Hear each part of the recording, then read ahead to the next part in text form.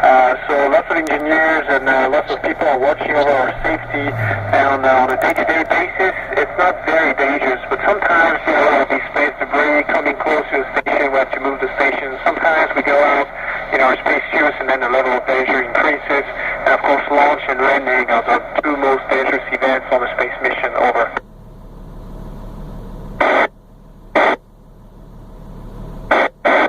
I love a lot of things, but one of my favorite things to do is to look at the planet and just watch how beautiful it is, take pictures, and try to keep that memory for me, because it's really truly unbelievable the beauty of the planet that we're lucky enough to live in. Over.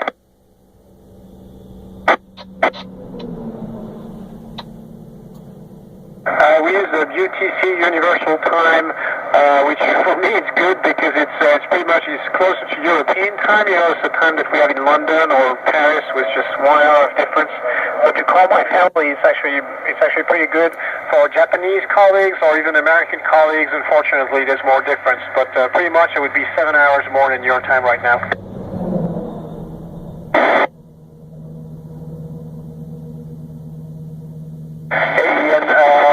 No, we don't get dizzy, but you can when you show up here initially. Your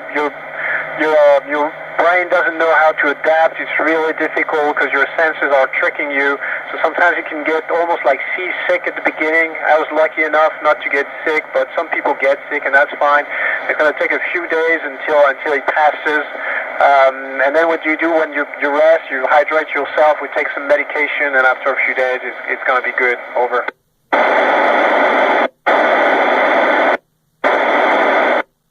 Dakota, no, it is not. I mean, if we flew really, really fast, faster than we do, we go 17,000 miles an hour. But if we flew really much faster, we would kind of bend the time a little bit. But right now, it's not the case. So I might be a few seconds younger when I come back to Earth, but that doesn't make a big difference. Over.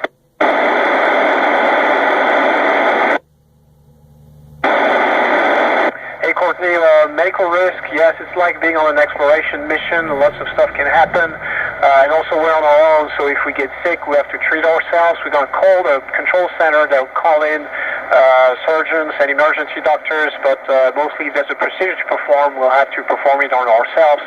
And that's why we're trained as well. Over.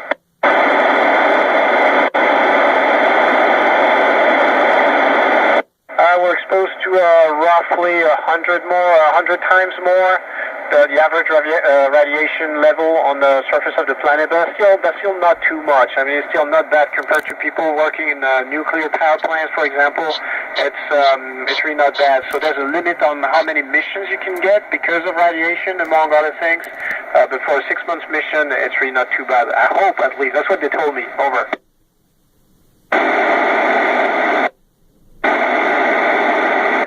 It's not easy to grow plants in space because you imagine watering the plants. We have to do it with a syringe and inject the water in the soil directly.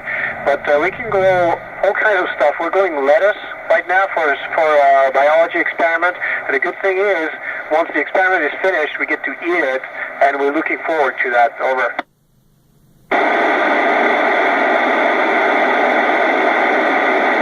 Hey Daisy, we've got a lot of different research topics on the ISS. Some of them would be material science, help create new materials more resistant for cars or planes. Some other ones, it's going to be medicine. And I've been working with the European Space Agency on crystal growth in space, how to grow protein crystals. And that's going to help improve dramatically the treatment for people having musculoskeletal pathologies on the Earth. So that's probably the most important experiment I'm working on. Over.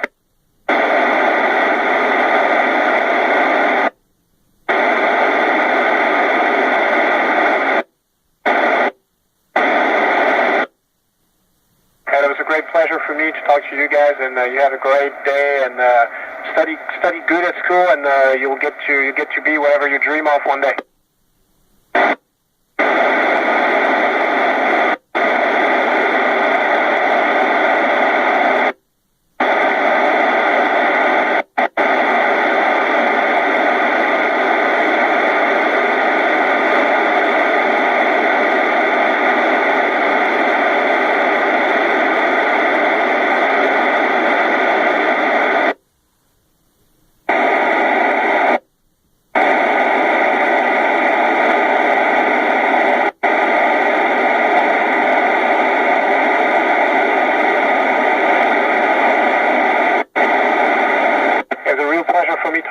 guys, and you study well, and you'll get to become whatever you dream of.